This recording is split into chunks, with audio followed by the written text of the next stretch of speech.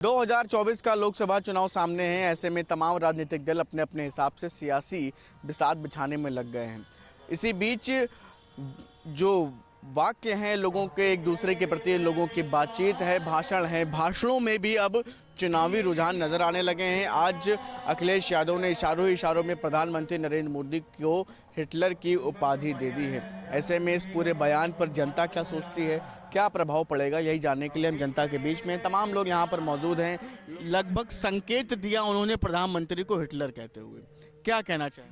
देखिए, प्रधानमंत्री अखिलेश यादव जी का ये कहना कि जो उन्होंने हिटलर कहा, देखिए जो सच होता है वो सामने दिखाई देता है। जनता सब देख रही है कि योगी जी और मोदी जी का जो काम करने का जो तरीका है और इस समय जो उन्होंने यहाँ से लेकर और पूरे भारतवर्ष को जिस तरह से विकसित कर दिया है, तो वो लोग इस चीज़ को पचा नहीं पा रहे हैं कि इतना सारा काम एक सरकार इतना सारा कैसे कर सकती है। तो इस बात को और उन लोगों का जो काम करने का जो तरीका था, जो उनका परिवारवाद था, वो परिवारवाद को लेकर वो अपने काम को आगे अंजाम नहीं दे पा रहे हैं।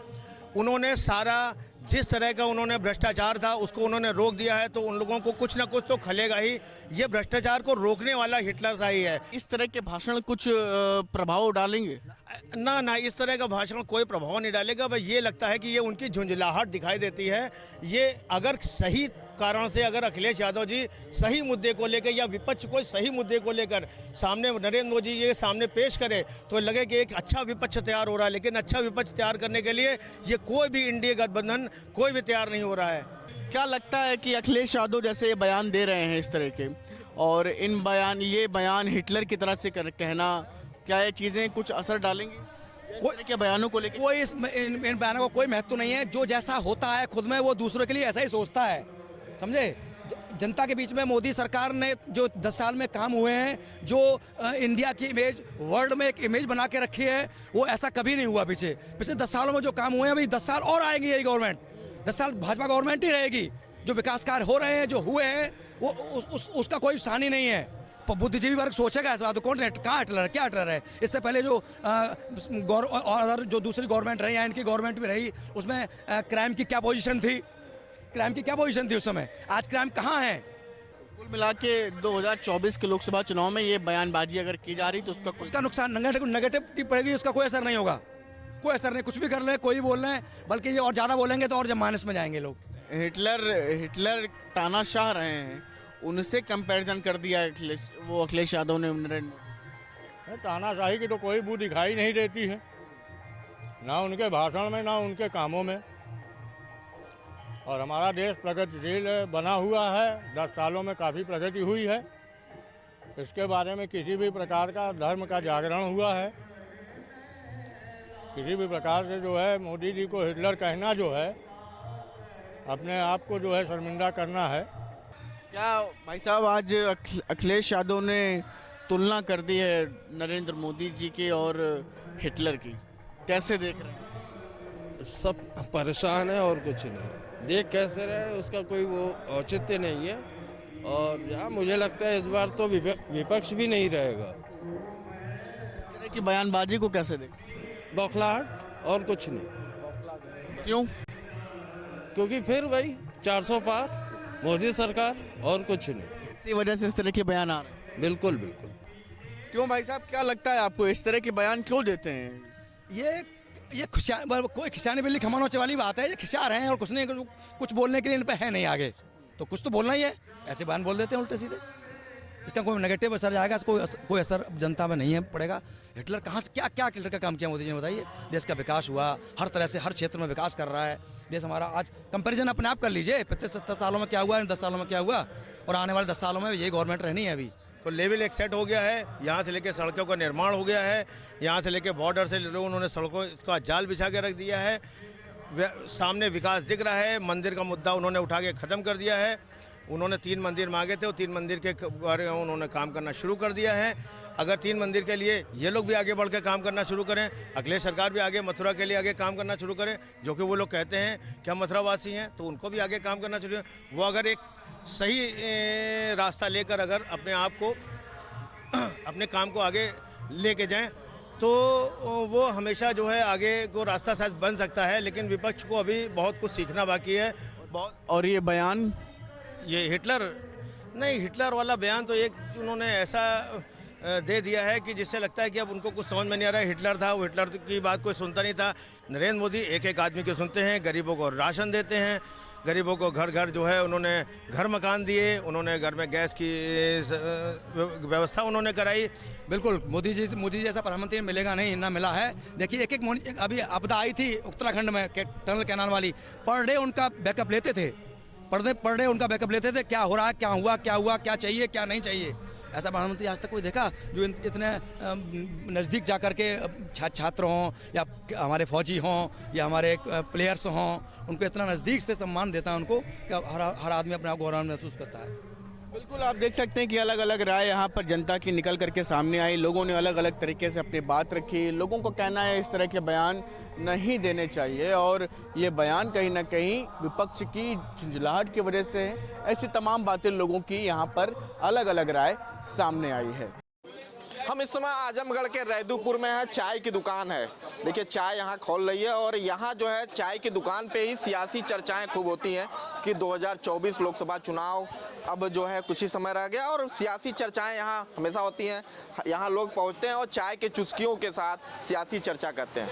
भैया सबसे पहला सवाल, 2024 का चुनाव आ गया, क्या रणनीति, क्या सरगर्मी है? बहुत अच्छी रणनीति चल रही है और आज हमारे देश के माननीय प्रधानमंत्री जी नरेंद्र मोदी जी का आज यहाँ चुनाव रैली थी। काफ़ी संख्या में लोगों ने बढ़ चढ़ करके हिस्सा लिया है। चलिए कुछ और लोग हैं उनके बीच भी चलेंगे। क्यों भैया? मोदी को बताया हिटलर, अखिलेश को हार का डर, क्या कहेंगे? नहीं, हिटलर नहीं है, वो बहुत ही सामान्य नेता है मोदी जी और इस बार 400 पार के जाएगी भाजपा सरकार। और जो मोदी जी आए थे और उसमें जो है काफ़ी संख्या में लगभग 1-2-2.5 लाख की भीड़ जमा हुई है। सारे महिलाओं की संख्या उसमें सबसे ज़्यादा थी। नहीं, अखिलेश जो बात कर रहे हैं, हिटलर की बात कर रहे हैं, क्यों उनके मन में ऐसा तो नहीं है कि जो पहले माना जाता था कि ये आजमगढ़ सपा का गढ़ है, लेकिन उपचुनाव 2022 में जो उपचुनाव हुए उसमें जो परिणाम आए उसके बाद से जो है ऐसा तो नहीं अखिलेश को डर लग गया है? नहीं, ऐसी कोई बात नहीं है, ऐसा कोई डर नहीं है, लेकिन फिर भी जो है वो अंदर से कुछ तो है जिस हिसाब से उन्होंने बोला है, तो ऐसा हो सकता है कि संज्ञान में हो उनके कि इस तरह से हो सकता है।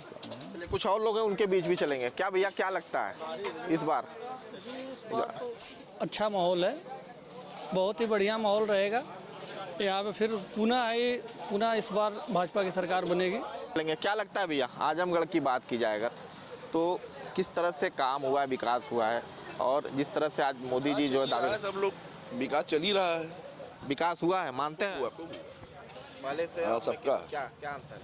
अंतर क्या, पहले जो सपा ने किया अब भाजपा कर रही है। सपा ने काम किया था? क्यों नहीं किया, उसी ने तो किया ही काम ही, और कौन किया ही आजमगढ़ में?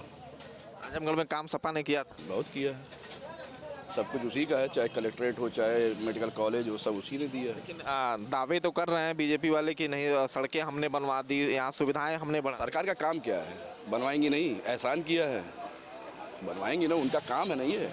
क्या लगता है भैया, यहाँ आप समोसा खा रहे हैं, हाँ? क्या लगता है विकास हुआ है? विकास तो हुआ है, एकदम विकास दौड़ा है, विकास हो रहा है। देखिए विकास क्या होगा? कुछ और लोग हैं, देखिए वहाँ चाय के अड़ी से दूर हट के खड़े हैं। क्या लगता है भैया, क्या समोसा क्या खा रहे हैं आप? लौंगलता खा रहे हैं? यहाँ लौंगलता फेमस है, तो क्या लगता है कि कितना विकास हुआ है आजमगढ़ में? नहीं, इधर तो विकास हुए हैं लगातार, चूँकि अब जोर जब बढ़ रहा है विकास के लिए तो ये आजमगढ़ भी बढ़ेगा। जी बिल्कुल विकास। पहले से कितना बदला आजमगढ़? पहले से तो काफ़ी, पहले हवाई पट्टी थे, अभी हवाई अड्डा बनने जा रहा है, तो विकास तो ही।